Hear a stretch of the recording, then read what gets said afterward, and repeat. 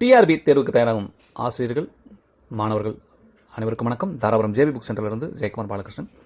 இப்போ சக்தி பதிப்பகத்திலிருந்து வணிகவியல் மற்றும் கணக்கு பதிவுகளுக்கு டிஆர்பி புக் வந்து லேட்டஸ்ட் சிலபஸ் படி புக் போட்டிருக்காங்க. 2025 எடிஷன். இது வந்து எப்படி இருக்குன்னா, இந்த புத்தகம் வந்து உங்களுக்கு வந்து ஸ்டடி மெட்டீரியல், ஒவ்வொரு யூனிட்டுக்கும் ஸ்டடி மெட்டீரியல் கொஞ்சம் கொடுத்துருப்பாங்க.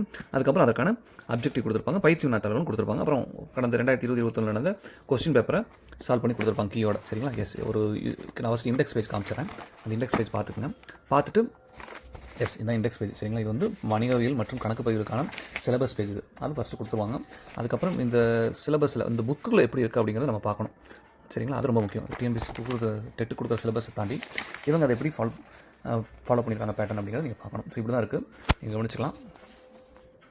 மொத்தம் வந்து உங்களுக்கு தேவையான 10 யூனிட்டு, ஒவ்வொரு யூனிட்டு அதோட பாடம். அதாவது பாடம் அப்படிங்கிறது என்னென்னா, அது வந்து ஸ்டடி மெட்டீரியல் 61 பக்கங்களுக்கு ஸ்டடி மெட்டீரியல். அதுக்கப்புறம் வந்து பார்த்திங்க அப்படின்னா அப்ஜெக்டிவ் டைப்பில் ஒரு 62ஆம் பக்கத்துலேருந்து 98ஆம் பக்கம் வரைக்கும் கொடுத்துருக்காங்க. அடுத்து 2 ஃபஸ்ட்டு ஸ்டடி மெட்டீரியல், அப்புறம் 1 வேர்ட் டைப்பில் கொஸ்டின்ஸ். ஸோ இந்த மாதிரி தான் புத்தகங்கள் இருக்கும். ஸோ ஏதோ ஒரு யூனிட் நம்ம எடுத்து பார்க்கலாம் எப்படி இருக்குது அப்படிங்கிறத பாருங்கள். எஸ், அந்த பக்கத்துக்கு போகிறேன். எந்த யூனிட் பார்க்கலாம் அப்படிங்கிறது ரெண்டமாக போகிறோம். ஸோ அழகு 3 இந்த ஒரு யூனிட் 3க்கு போகிறோம். ஸோ வங்கியியல், காப்பீடு, நிதிச்சந்தைகள் மற்றும் தணிக்கைன்னு இருக்குது. சரிங்களா? ஃபஸ்ட்டு நான் ஏற்கனவே சொன்ன மாதிரி இது வந்து ஸ்டடி மெட்டீரியல் பார்ட்டு. நான் கொஞ்சம் ரேண்டமாக டக்குன்னு பெருசாக அதிகமான பக்கங்களை டக்குன்னு எடுக்கிறேன். எஸ், நீங்கள் பார்த்துக்கலாம். இது முடியும் போது எப்படி வருது அப்படிங்கிறத பாருங்கள். இப்போ text material, study material part முடிஞ்சது.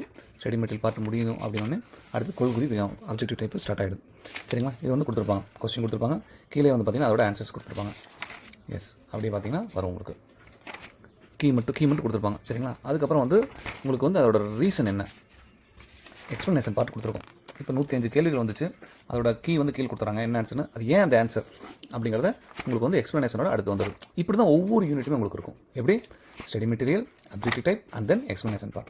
இப்படி தான் இந்த புத்தகம் வந்து கொடுத்துருக்காங்க. அதுக்கப்புறம் லாஸ்ட்டில் பார்த்தீங்க அப்படின்னா உங்களுக்கு வந்து பயிற்சி வினாத்தாள் கொடுத்துருக்காங்க. ஒரு எக்ஸாமுக்கு போகிறதுக்கு முன்னாடி ஒரு சின்னதாக ஒரு பயிற்சி பண்ணினா நம்மளுக்கு கொஞ்சம் நல்லாயிருக்கும் இல்லைங்களா? ஸோ அதுக்காக ஒரு பயிற்சி வினாத்தாள் கொடுத்துருக்காங்க. அது உங்களுக்கு யூஸ்ஃபுல்லாக இருக்கும். எஸ், இப்போ இந்த புத்தகம் இருக்குது. புத்தகம் வேணுங்கிறவங்க அவசியம் நம்ம கடை வாட்ஸ்அப் நம்பருக்கு வாட்ஸ்அப் மட்டும் பண்ணுங்கள். புக்கு ரொம்பவுமே கம்மியான பிரிண்ட் போட்டிருக்காங்க. ரொம்ப யோசிக்காதீங்க. எக்ஸாம் பக்கத்தில் வந்துருச்சு, உடனே வாங்கிக்கலாம். நன்றி, வணக்கம்.